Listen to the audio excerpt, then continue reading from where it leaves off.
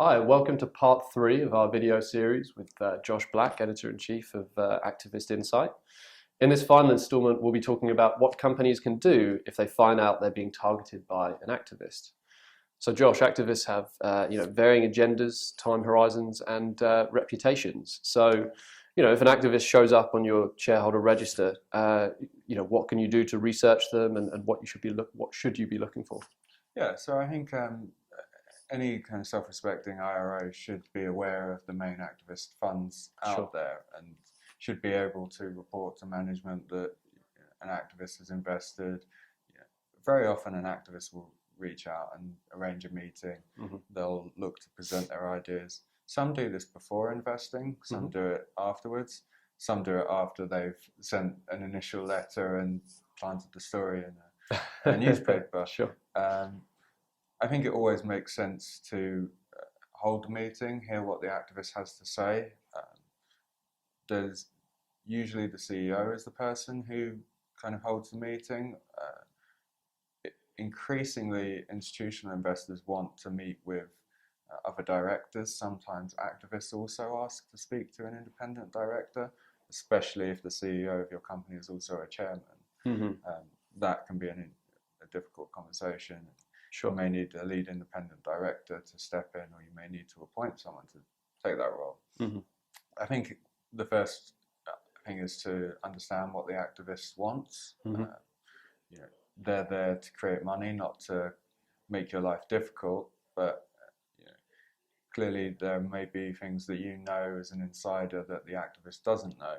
So you can suggest to them that they sign a non-disclosure agreement, and you can talk off the record, as it were. Mm-hmm.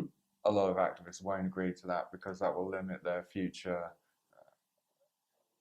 operability, if you like. Sure. So there are all kinds of choices, and then once an activist gets to the point where you and they have disagreed and they still have conviction in their idea for the company, then you're probably going to get to a situation where it becomes public. You're going to have to consult with your wider shareholder base. You're going to have to brief directors. The board should really have heard any idea that an activist can come up with, Mm-hmm. no matter how outlandish you think it is. Directors should at least be able to kind of discuss the main talking points for and against.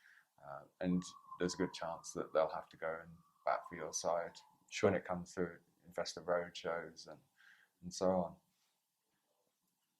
Okay, and you mentioned in the in the Activist Insight review that companies should think like an activist in this kind of situation, and so what does that mean? Do you have any insight into how activists think when they're pursuing this? Yeah, well, activists look for a certain number of kind of key metrics when they're researching undervalued companies. Mm-hmm.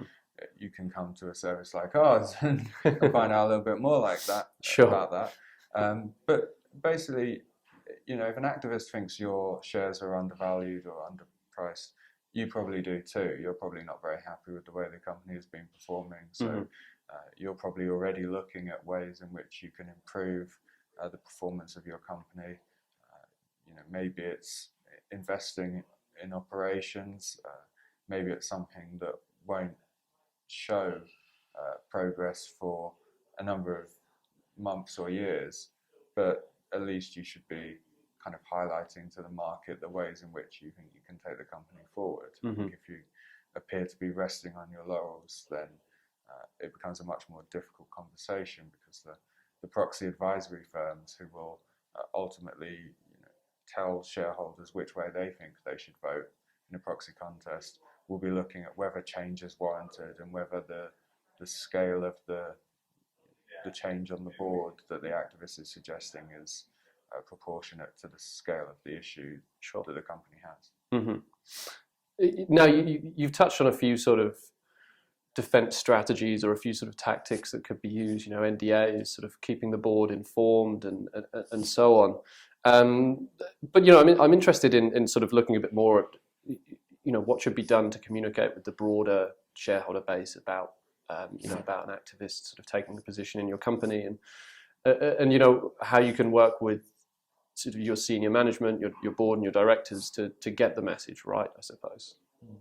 Yeah, well, it's interesting. There have been a couple of unusual strategies employed just this year, and typically companies have tried to keep things non-public and let the activists do most of the talking in public, but have tried to communicate the reasons why they think they deserve the support of shareholders behind closed doors. This year, CSX, a railroad company, has called a shareholder meeting to vote on some aspects of an activist's proposal that they didn't feel that they could accept or decline without kind of consulting shareholders broadly.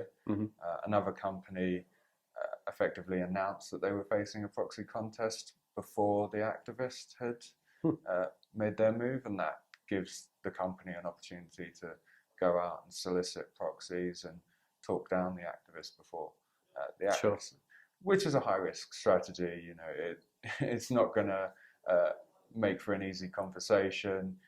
There is a lot of pressure on companies to settle these disputes now, and anything that makes it more difficult to get around the table with an activist can potentially weaken your position in the eyes of your kind of supposedly passive shareholders. Sure.